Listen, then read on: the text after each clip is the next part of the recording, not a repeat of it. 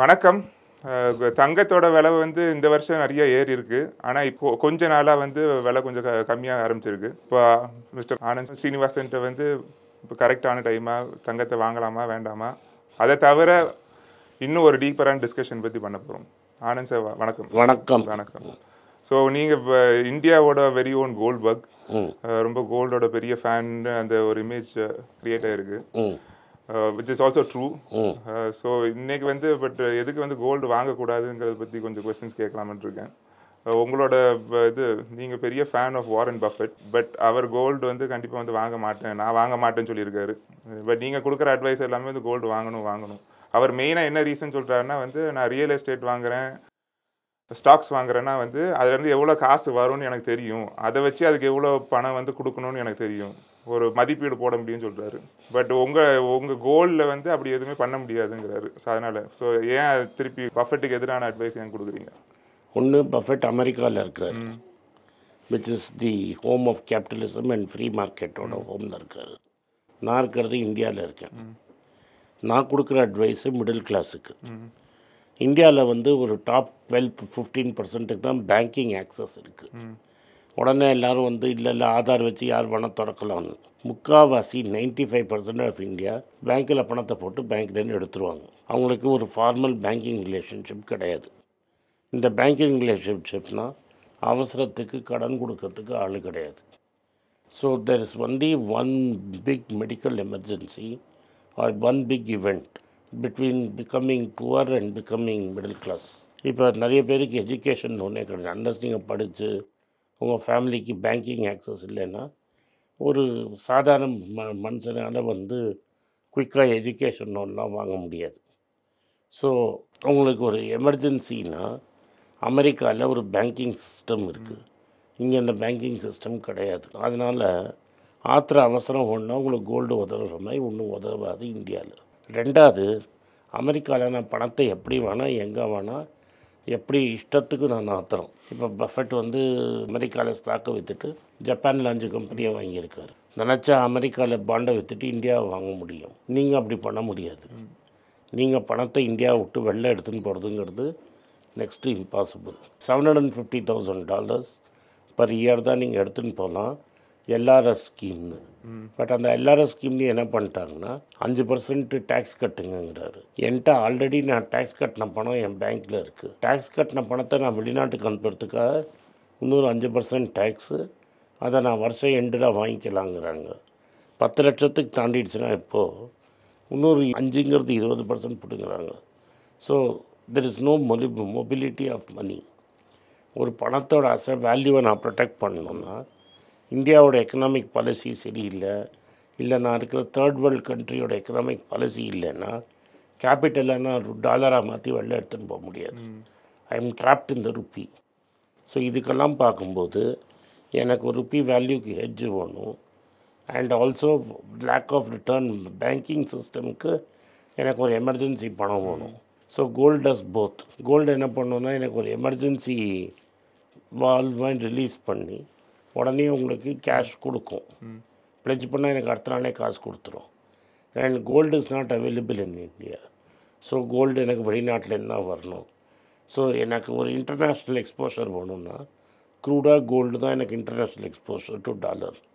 No other asset is marked against dollar. Everything is marked against rupee. So it gives me international exposure and also protects my value. என்னோடய ரூபாவோட வேல்யூவை protect பண்ணும்.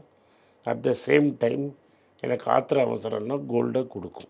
இது value பணம் உடனே கொடுக்கும். இந்த 2 காரணத்துக்காக நான் இந்தியாவில் இருக்கிற மிடில் கிளாஸுக்கு கோல்டை பற்றி சொல்கிறேன். நான் சொல்ல ஆரம்பிச்சும் போது 2,500 போச்சு கோல்டு. இன்றைக்கி ஆல்மோஸ்ட் 10,000க்கு போயிருக்கு. 3 நாளாக ஒரு 400-500 குறைஞ்சிருக்கு. இது ஒரு டவுன்வர்ட் ஃபேஸ். மேக்ஸிமம் 10-20% குறையும், திரும்பி ஏறும். பிகாஸ் அமெரிக்காவில் இன்ட்ரெஸ்ட் ரேட் கட் பண்ண ஆரம்பிச்சோன்னா கோல்டு வேல்யூ திரும்பி ஏற தான் போகுது. நீங்கள் வந்து உங்கள் இன்வெஸ்டிங் ஃபிலாசபி வந்து வேல்யூ இன்வெஸ்டிங். வேல்யூ இன்வெஸ்டிங்னா ஒரு பொருளை வாங்குறீங்கன்னா அதோட மதிப்பீடோட கம்மியான விலையில் கொடுத்து வாங்கணும்னு சொல்கிறீங்க. ஒரு 1000 ரூபா பொருள்னா 1000 ரூபா ஒரு ஸ்டாக்கு, அது வந்து 1000 ரூபாய்க்குள்ள மதிப்புக்கான ஏர்னிங்ஸ் வந்து அந்த கம்பெனி ஏர்ன் பண்ணிட்டு இருக்கிறதால தான் வந்து 1000 ரூபா மதிப்புன்னு சொல்கிறீங்க. அது 500 ரூபாய்க்கு ஒருத்தவங்க கொடுத்தாங்கன்னா வந்து வாங்குறீங்க. இப்போ நீங்கள் கோல்டை வந்து அதே மாதிரி வந்து வேல்யூ பண்ண முடியாது, ரைட்? நீங்கள் எப்படி பண்ணுவீங்க?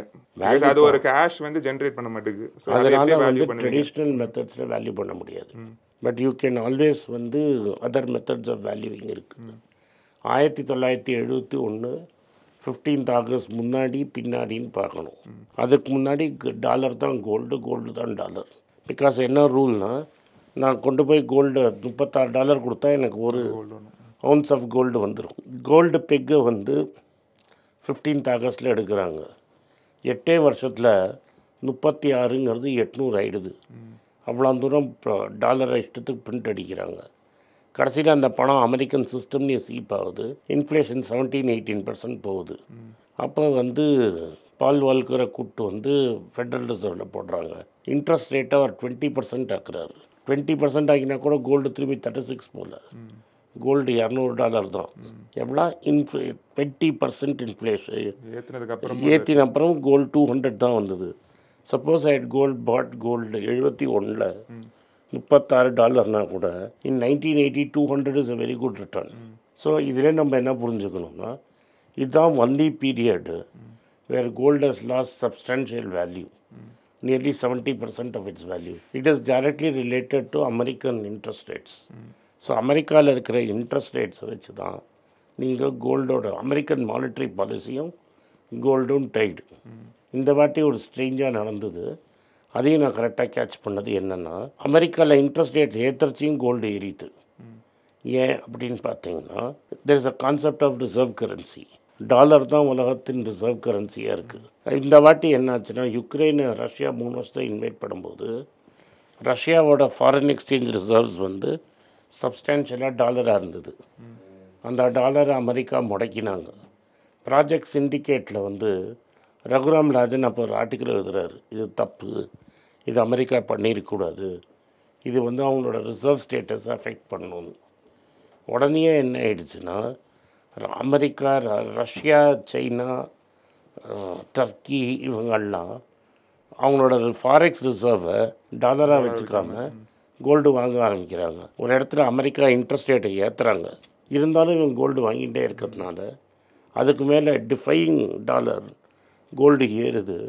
Because China, Russia, Turkey, India, all these countries started to buy gold. இதில் mainly Turkey, China and Russia மூணுமே வந்து have an ideologically opposite position to America. Authoritarian government, இவங்கெல்லாம் லிபரல் கவர்மெண்ட்டு. அதனால் நாளைக்கு என்னோடய டாலர் பணத்துக்கே ப்ராப்ளம்ங்கிறதுனால they have diversified their money into gold. சைனாவில் ப்ராப்பர்ட்டி மார்க்கெட்டும் கொலாப்ஸ் ஆகிடுச்சு. சைனாவில் ப்ராப்பர்ட்டி மார்க்கெட் கொலாப்ஸ் ஆனதுனால இவங்களால வேறு எங்கேயுமே இன்வெஸ்ட் பண்ண முடியல. யாரால்? சைனீஸால் எங்கேயுமே இன்வெஸ்ட் பண்ண முடியாது. ஏன்னா அவங்க பேங்கிங் சிஸ்டம் இந்தியாவோட மோசம். So the Chinese retail are also buying gold. Chinese government is also buying gold, which is why இந்த கோல்டு வந்து when it should have actually fallen, it increased. So கோல்டோட வேல்யூவேஷனை நீங்கள் பார்க்குறச்ச 2 பார்க்கணும்.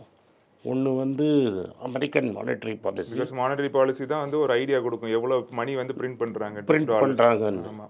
இன்னொரு சைடில் என்ன கிடைக்கும்னா, நம்மளுக்கு இந்த இன்டர்நேஷ்னல் சிஸ்டம் எப்படி போயிட்டுருக்குன்னு. Between 2001 and 2020 America was the only superpower, and America ran a loose monetary policy. So gold shot up from $300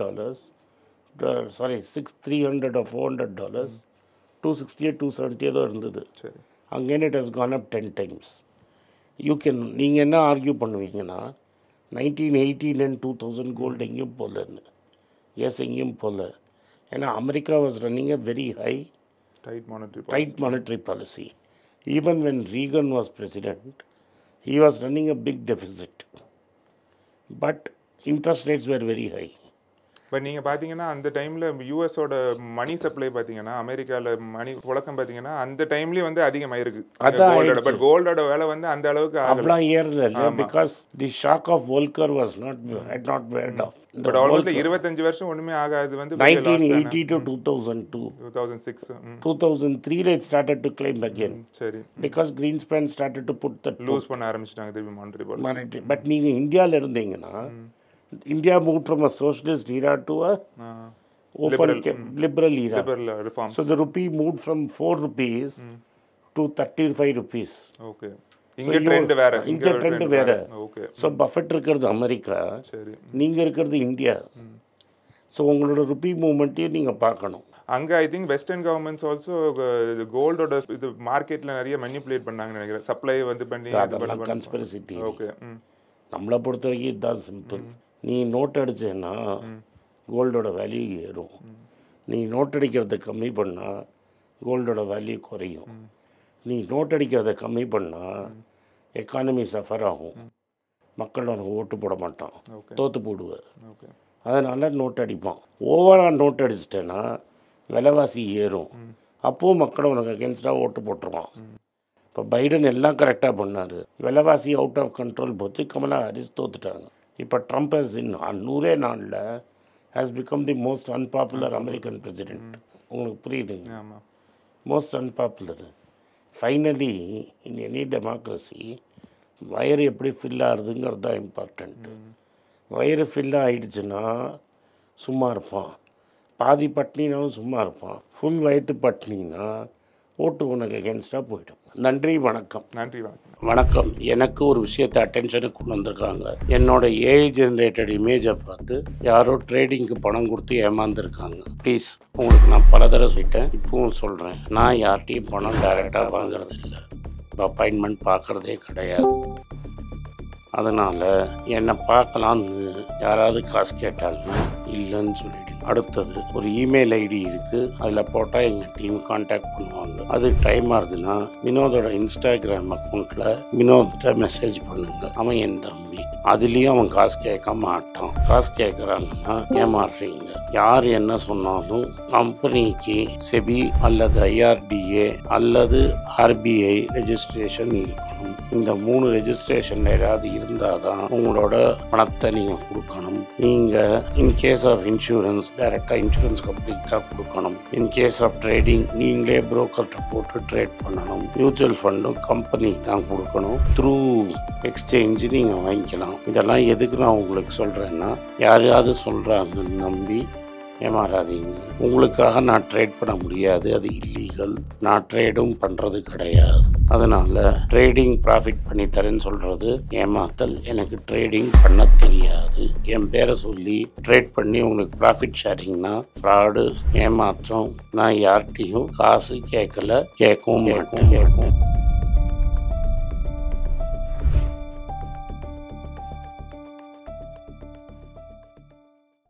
வணக்கம். இது ஆனந்த் ஸ்ரீனிவாசன். இது என்னோட பர்சனல் சேனல். மணி பேச்சுக்கு தனியாக ஒரு சேனல் இருக்குது, அது டெலிகிராஃப் சேனல். இது என்னோட பர்சனல் சேனல். நான் என்ன நினைக்கிறேன், நான் தத்துவ பேச்சை பற்றி என்ன பேசுகிறேன், நான் பொருளாதாரத்தை பற்றி என்ன நினைக்கிறேன், ஜென்ரல் பொருளாதாரத்தை பற்றி நினைக்கிறேன், என் ஐடியாலஜியை பற்றி நான் என்ன நினைக்கிறேன், என்னோட ஃபிலாசபி, என்னோட நம்பிக்கை, ரமண மகரிஷி, சார்லி மங்கர் பற்றிலாம் என்ன நினைக்கிறேன்னு இதில் பேசுவேன். இதில் வீடியோ அப்டேட் அப்பப்போ வரும். நீங்கள் சப்ஸ்கிரைப் பண்ணிங்கன்னா என்ன நீங்கள் பர்சனலாக ஃபாலோ பண்ணுறீங்க. இது மணி பேச்சு இல்லை, இது இன்வெஸ்ட்மெண்ட் இல்லை.